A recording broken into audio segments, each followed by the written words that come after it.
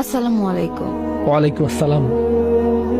আমার নাম রেজওয়ানা, আর আপনাকে প্রশ্নটি করার সুযোগ পেয়ে আমি আনন্দিত। আপনাকে অনেক আস্তে শুনতে পাচ্ছি। আমার অনেক বান্ধবী আছে যারা তাদের অনেক সমস্যার কথা আমাকে বলে। এর বেশিরভাগই হলো বিয়ে সম্পর্কিত। অনেক সময় বাবা মায়েরা সন্তানদেরকে বিয়ে করতে বাধ্য করে থাকে।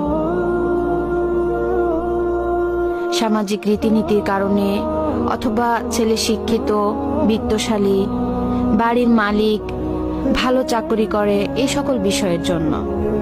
আমার প্রশ্ন হলো, বাবা মায়েদের কতটুকু অধিকার আছে সন্তানদেরকে বিয়েতে বাধ্য করার, বিশেষত এমন বিয়ের ক্ষেত্রে যেখানে মেয়ের সম্মতি থাকে না? ওকে, প্রশ্নটি শেষ হয়েছে? প্রশ্নটি এতটুকুই, তাই না? ঠিক আছে, আমি